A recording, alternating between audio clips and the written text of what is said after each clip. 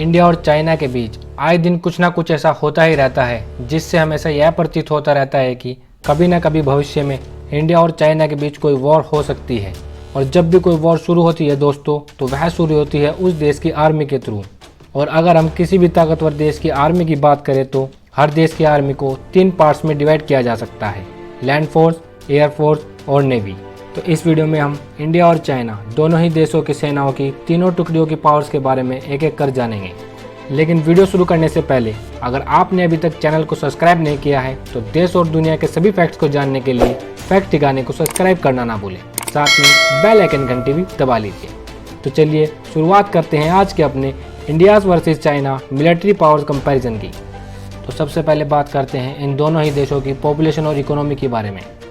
China जो कि 139 करोड़ की जनसंख्या के साथ दुनिया का सबसे अधिक जनसंख्या वाला देश है और इसकी इकोनॉमी अमेरिका के बाद दूसरी सबसे बड़ी इकोनॉमी है। वहीं भारत 135 करोड़ की जनसंख्या के साथ दुनिया का दूसरा सबसे अधिक जनसंख्या वाला देश है और भारत की इकोनॉमी दुनिया की 5वीं सबसे बड़ी इकोनॉमी है।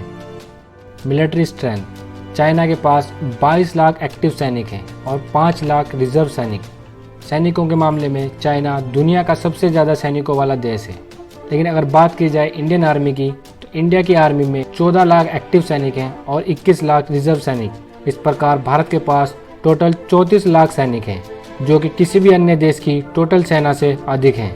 और अगर बात की जाए सेना में भर्ती होने वाले युवाओं की संख्याओं के बारे में तो चाइना के पास लगभग 1 करोड़ 95 लाख युवा सैन्य हैं, जबकि भारत के पास 2 करोड़ 30 लाख सैनिक युवा हैं। और किसी भी देश की लड़ाई में उसके युवा सैनिक बहुत ही महत्वपूर्ण भूमिका निभाते हैं। तो आपको आंकड़ों के हिसाब से ऐसा लग सकता है कि चाइना की सेना बहुत बड़ी है, लेकिन वास्तविकता में भारतीय सेना चीनी सेना से कुशलता में बहुत आगे है। आइए अब जानते हैं भारत व चीन की थल सेनाओं के पास वह कौन से महत्वपूर्ण हथियार हैं जिससे वह एक दूसरे पर हावी हो सकते हैं।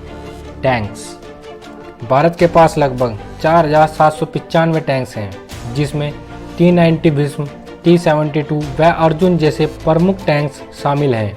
इन तीनों टैंक्स में भारत का सबसे खतरनाक टैंक T-90 अथवा भीष्म टैंक है, जिसने समय समय पर बहुत सी लड़ाइयों में भाग लिया व अपना शानदार प्रदर्शन भी दिखाया है। वहीं चीन के पास लगभग 6960 टैंक्स हैं, जिसमें T-95, T-96 व T-99 जैसे प्रमुख टैंक्स शामिल हैं। अगर इन तीनों टैंकों में चाइना के सबसे खतरनाक टैंक्स की बात की जाए तो वह T-96 है, जो कि स्पेसिफिकेशन के मामले में लगभग भारत के भीष्म टैंक के ही समान है। लेकिन चाइना के T-90 टैंक को किसी भी युद्ध में लड़ने का कोई अनुभव नहीं है, जिस आधार पर भारत का भीष्म टैंक चाइना के T-90 टैंक से काफ़ी अनुभवी माना जाता है। अगर संपूर्ण विश्व में बात करें तो चाइना टैंक्स के मामले में तीसरे स्थान पर है, वहीं भारत इस लिस्ट में चौथे स्थान पर है। लेकिन अगर कभी भी भारत और चाइना के बीच कोई लड़ाई होती है, उसमें टैंक्स की इतनी महत्वपूर्ण भूमिका नहीं होगी, क्योंकि भारत और चाइना की अधिकांश सीमाएं पहाड़ी क्षेत्र में हैं। अमूमन भारत और चाइना ने टैंकों की इतनी बड़ी संख्या अपने अन्य पड़ोसी देशों के लिए तैयार कर रखी है। मल्टीपल रॉकेट प्रोजेक्टर्स, आमतौर पर किसी भी देश की थल सेना के लिए मल्टीपल रॉकेट प्रोजेक्टर बहुत ही महत्वपूर्ण भूमिका निभाते हैं। भारत के पास इस प्रकार के 292 तथा चाइना के पास 2137 मल्टीपल रॉकेट प्रोजेक्टर्स हैं। आपको ऐसा लग सकता है कि भारत मल्टीपल रॉकेट प्रोजेक्टर्स में चाइना से पीछे हो सकता है, लेकिन वास्तविकता में ऐसा नहीं है, क्योंकि भारत व चाइना के बीच जिन इलाकों में इनका प्रयोग किया जाता है वहाँ पर भारत काफ़ी ऊंचाई पर है और इन रॉकेट प्रोजेक्टर को इतनी ऊंचाई तक ले जाने के लिए भारत के पास अपाचे व चिनोक जैसे हैवी लोड्स उठाने वाले हेलीकॉप्टर्स उपलब्ध हैं। फील्ड आर्टिलरी जो कि पहाड़ी इलाकों में होने वाले युद्ध में एक महत्वपूर्ण भूमिका निभाते हैं। चाइना के पास ऐसे लगभग 4160 फील्ड आर्टिलरी हैं, वहीं भारत के पास 3600 फील्ड आर्टिलरीज हैं। यह फील्ड आर्टिलरीज थल सेना के साथ होने वाले युद्ध में एक महत्वपूर्ण भूमिका निभाते हैं। आइए अब जानते हैं भारत व चाइना के जल सेनाओं के बारे में। भारत और चाइना की तटीय सीमा हिंद महासागर से जुड़ी हुई है और चाइना का अधिकांश व्यापार हिंद महासागर से ही होते हुए यूरोप, अफ्रीका व अमेरिका तक पहुंचता है। अगर भारत हिंद महासागर में चाइना के खिलाफ मोर्चा खोल देता है तो चाइना का अन्य देशों के साथ व्यापार खत्म हो जाएगा और चीन की अर्थव्यवस्था इसी व्यापार पर टिकी है, जिससे चाइना अंदर से ही टूटने लगेगा। यह चाइना का सबसे महत्वपूर्ण कारण है कि जिसकी वजह से वह कभी भारत पर हिंद महासागर के जरिए हमला करने के बारे में सोच भी नहीं सकता। आइए अब जानते हैं भारत व चाइना की नेवी के कुछ महत्वपूर्ण व अत्याधुनिक हथियारों के बारे में। Aircraft carriers. किसी भी देश की नीति के लिए यह एयरक्राफ्ट कैरियर बहुत ही महत्वपूर्ण होते हैं, क्योंकि इसमें उस देश के कुछ अत्याधुनिक लड़ाकू विमान समुद्र के बीच में ही मौजूद होते हैं और उन्हें किसी भी अन्य देश की सीमा के पास ले जाकर उस देश में हमला करने में बहुत ही महत्वपूर्ण साबित होते हैं। भारत के पास ऐसा एक एयरक्राफ्ट कैरियर है, जबकि चाइना के पास ऐसे 2 एयरक्राफ्ट कैरियर्स हैं। सबमरीन्स। जल सेना का दूसरा महत्वपूर्ण हथियार उसकी पनडुब्बियां होती हैं, क्योंकि यह पानी के अंदर से ही छुपकर वार करने में सक्षम होती हैं। भारत के पास ऐसी 20 पनडुब्बियां हैं, वहीं चाइना के पास ऐसी 75 पनडुब्बियां हैं। इसमें से भारत की 3 व चाइना की 20 पनडुब्बियां न्यूक्लियर पावर से लैस हैं। लेकिन भारत की पनडुब्बियां चाइना पर 2 प्रकार से हावी हो सकती हैं। पहला, भारत की आधुनिक पनडुब्बियों में कुछ इस प्रकार के उपकरण लगे हुए हैं जिससे उनका चाइना के किसी भी रडार में आना लगभग नामुमकिन है, जिसका फायदा उठाते हुए भारत अपनी पनडुब्बियों को चाइना के कोस्टल एरिया के पास ले जा सकता है और वहां से चाइना के किसी भी शहर पर हमला कर सकता है। दूसरा, अगर भारत चाहे तो अपनी पनडुब्बियों को हिंद महासागर में एक ऐसे स्थान पर छुपा के रख सकता है जहां से चाइना का अधिकांश व्यापार होता है और समय आने पर भारत अपनी पनडुब्बियों की सहायता से चाइना के इस व्यापार को किसी भी समय रोक सकता है। तो भले ही चाइना के पास पनडुब्बियों की संख्याएं ज़्यादा हों, लेकिन भौगोलिक स्थिति के हिसाब से भारत के पास चाइना से बहुत अधिक एडवांटेजेस हैं। डिस्ट्रॉयर। डिस्ट्रॉयर्स का मुख्य उद्देश्य अपने बड़े जहाज़ों को दुश्मनों के छोटे व कम रेंज वाले हमलावरों से बचाना होता है।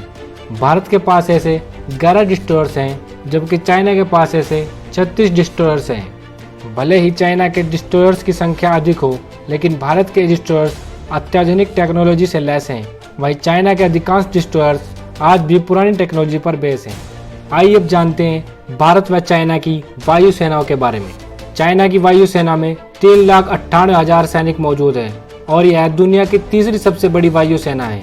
वहीं भारत की वायु सेना में 1,50,000 से अधिक सैनिक मौजूद हैं और यह दुनिया की चौथी सबसे बड़ी वायु सेना है। भारतीय वायु सेना में कुल 2123 एयरक्राफ्ट मौजूद हैं, वहीं चाइना की वायु सेना में 3210 एयरक्राफ्ट हैं। आइए अब जानते हैं चाइना और भारत के कुछ अत्याधुनिक एयरक्राफ्ट के बारे में। राफेल व MiG-21 जैसे कॉम्बैक्ट एयरक्राफ्ट हवा से हवा व हवा से जमीन पर हमला करने में उपयोग में लाए जाते हैं। चाइना के पास इस प्रकार के चौथी व 5वीं जनरेशन के एयरक्राफ्ट मौजूद हैं, जबकि भारत के पास तीसरी व चौथी जनरेशन के एयरक्राफ्ट हैं। लेकिन अगर भौगोलिक स्थिति देखी जाए तो भारत के यह तीसरी जनरेशन के एयरक्राफ्ट भी चाइना के चौथी जनरेशन के एयरक्राफ्ट पर हावी दिखाई देते हैं, क्योंकि चाइना के इन एयरक्राफ्ट को भारत में प्रवेश करने के लिए तिब्बत के पहाड़ों को पार करके आना होगा, जिसके लिए चाइना के इन एयरक्राफ्ट को 4000 से 5000 मीटर की ऊंचाई को पार करना होगा। इतनी अधिक ऊंचाई पर ऑक्सीजन की कमी हो जाती है और इन एयरक्राफ्ट में लगे जेट इंजन कम ऑक्सीजन में ईंधन का प्रयोग उस मात्रा में नहीं कर पाते हैं, जिस कारण से चाइना के यह एयरक्राफ्ट अपनी संपूर्ण पावर का उपयोग नहीं कर पाते हैं। Attacking aircraft. चाइना के पास 371 अटैकिंग एयरक्राफ्ट हैं, वहीं भारत के पास 172 अटैकिंग एयरक्राफ्ट हैं, जिसमें मिराज 2000 सुकोई जैसे बेहतरीन अटैकिंग एयरक्राफ्ट शामिल हैं। लड़ाकू विमानों का मेन उद्देश्य होता है कि वह एक बार में कितने ठिकानों पर एक साथ निशाना लगा सकते हैं। तो इस स्थिति में भारत चाइना से आगे निकल जाता है, क्योंकि भारत के अटैकिंग एयरक्राफ्ट एक बार में 16 टारगेट्स पर निशाना लगा सकते हैं, जबकि चाइना के अटैकिंग एयरक्राफ्ट एक बार में 12 टारगेट्स पर एक साथ निशाना लगा सकते हैं। Attacking helicopters. अगर अटैकिंग हेलीकॉप्टर्स की बात की जाए तो भारत के पास इस प्रकार के 23 अटैकिंग हेलीकॉप्टर्स हैं, जबकि चाइना के पास 281 हेलीकॉप्टर्स हैं।